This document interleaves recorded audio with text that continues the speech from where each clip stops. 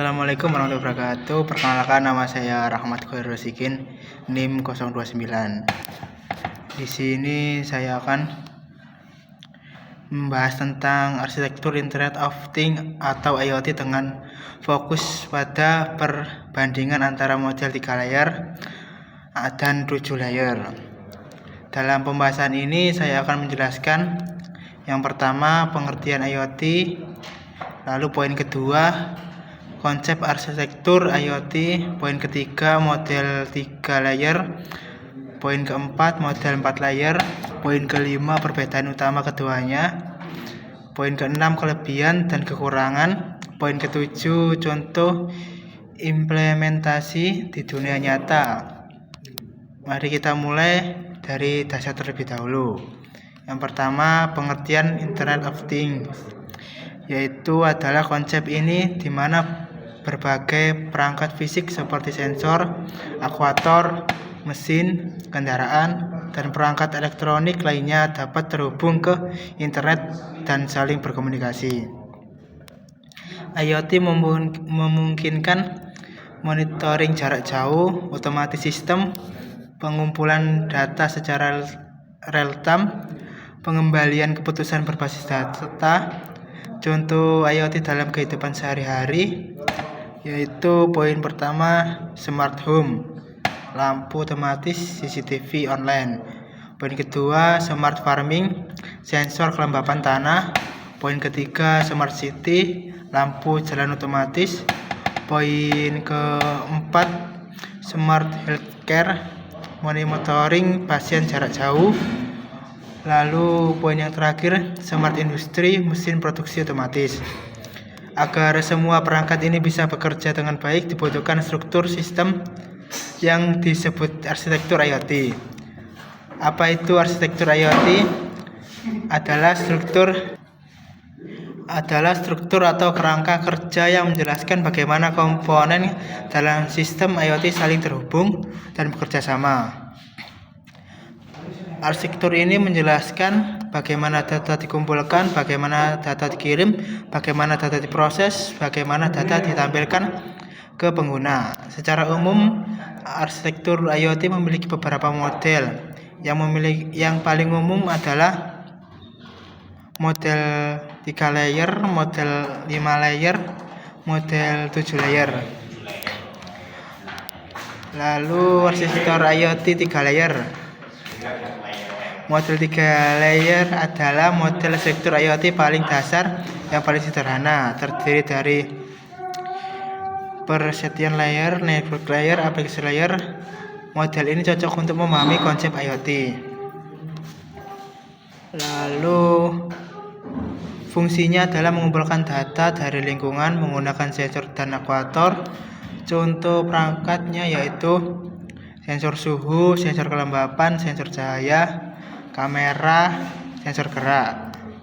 Tugas layer ini mendeteksi kondisi fisik, mengubah kondisi fisik menjadi sinyal digital. Contohnya adalah sensor suhu membaca 30 derajat Celcius, dikonversi menjadi data digital, lalu dikirim ke layer berikutnya. Lalu network layer ini bertugas mengirim data dari sensor ke server, menghubungkan perangkat IoT ke internet. Teknologi yang digunakan adalah Wi-Fi, Bluetooth, lalu LoRa.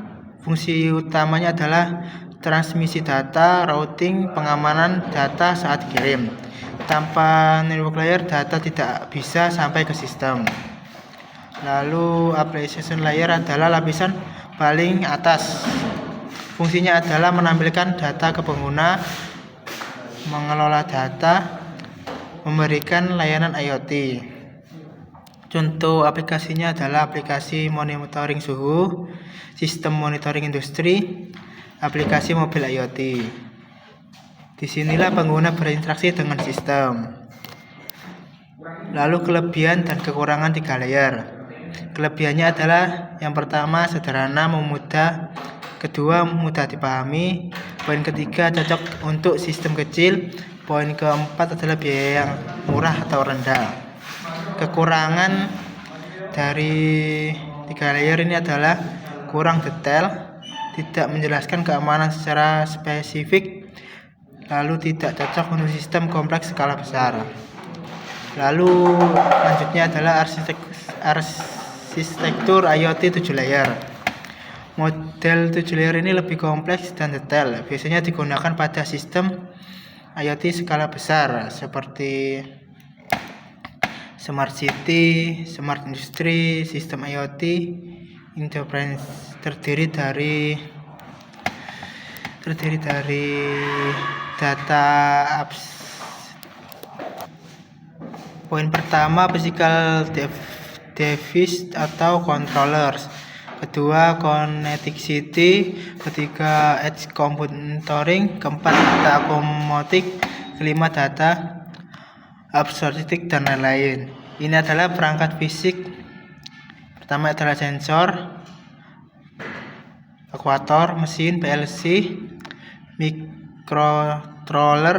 Fungsinya adalah mengumpulkan data, melakukan kontrol. Lalu layer kedua adalah fungsinya menghubungkan perangkat, mengirim data. Teknologinya Wi-Fi, HTTP. Lalu layer ketiga fungsinya adalah pemrosesan data di dekat sumber data, mengurangi beban server pusat. Contohnya adalah filtering data, menghapus data yang tidak penting, dan analisis awal. Keuntungannya mengurangi latency dan lebih cepat dan hemat bandwidth. Lalu layer keempat fungsinya adalah menyimpan data, mengubah data menjadi format database. Contohnya adalah cloud store, database server. Lalu layer kelima fungsinya adalah mengolah data, menggabungkan data, analisis data. Contohnya big data, processing, data analisis. Lalu layer keenam fungsinya menyediakan layanan dan pengguna, monitoring sistem. Lalu layer ketujuh adalah layer tertinggi, fungsinya integrasi dengan sistem bisnis, mengembalikan keputusan, otomatisasi proses bisnis. Contoh sistem ERP, sistem manajemen perusahaan, otomatis produksi. Perbandingan struktur 3 layer dan 7 layer. 3 layer sederhana, 3 tingkat, cocok untuk skala kecil, tidak detail soal keamanan.